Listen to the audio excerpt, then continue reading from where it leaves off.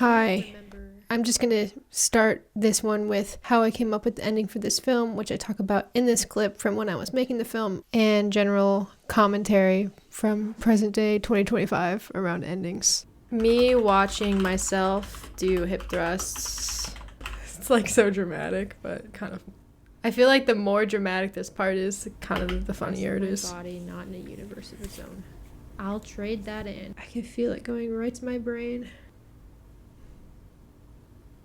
I'm on rest now, just for a little while. And then car wash. I like that ending. I really like that ending.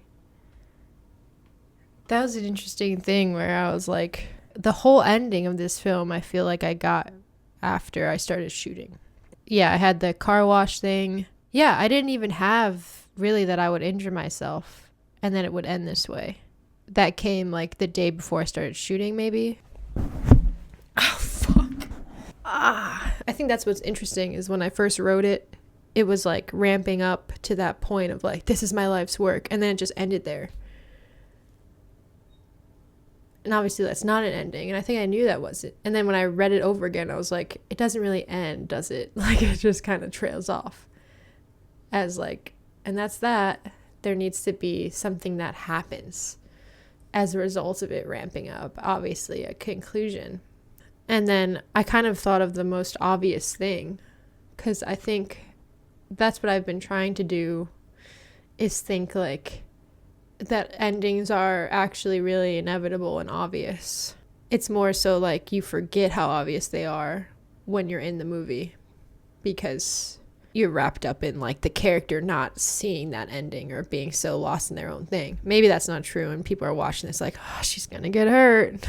Or it's also not totally a bad thing that they have an inkling of what's going to happen or where it's really heading. It just depends on the kind of movie you're making. Having some kind of like unconscious sense of where the movie is going is the whole reason why you feel dread to begin with. And that's what kind of leads to like excitement too, because you're excited, even if it's a nervous excitement and anxiousness around how you feel like the movie's probably going to end. So I was trying to think like the most obvious ending is that I get hurt. But then like it's not even a real ending to end it like that, because there needs to be some kind of like resolution after that thing happens. And I feel like the car wash was something that came, oh, she got her car washed or whatever, kind of corny. Again, inevitable, easy. But then the real ending, which I feel like is this like me being present as and having the sun on me and stuff, that came to me because I just set up a shot like this.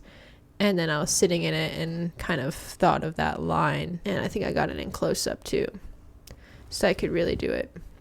I'm kind of annoyed by the way that I'm speaking, you know, this like, it came to me, like, I'm not saying that this is a genius ending at all or anything. I hope that's clear. I'm more just trying to document where it came from, because it's kind of a sticking point of pressure that causes me to like basically abandon things. I talk myself out and psych myself out of a lot of my own ideas because of the ending.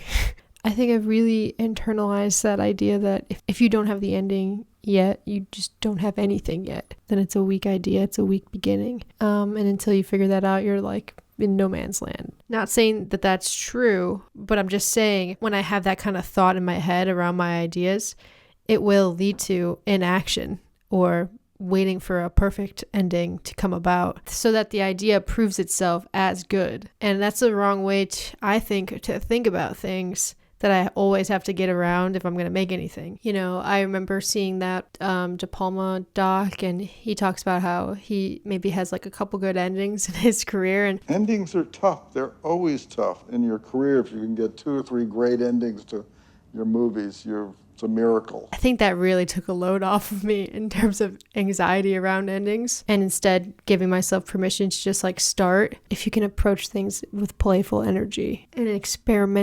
experimentation type energy, once I adopt that kind of mindset around it, then I can actually come up with an ending. It really did come from sitting there and feeling something based in emotion. That's a lesson in something. Sometimes the answer isn't to just chain yourself to the desk until you come up with an ending. Yeah, anyway.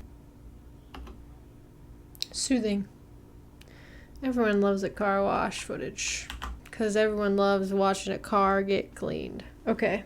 I feel good. I just need to get some shots. So tonight will be editing and texting my mom, and then the next like 4 days are like getting my mom in there and then continuing to edit and fuck with sound. Yeah, I have a feeling this will be a long night, and I'll just keep going until it's done. The focus is pretty soft. It's very soft. Let me work on it. So I have this base grade that is just the transform lit, and then the film convert that I'm using, and then this is like my color temperature.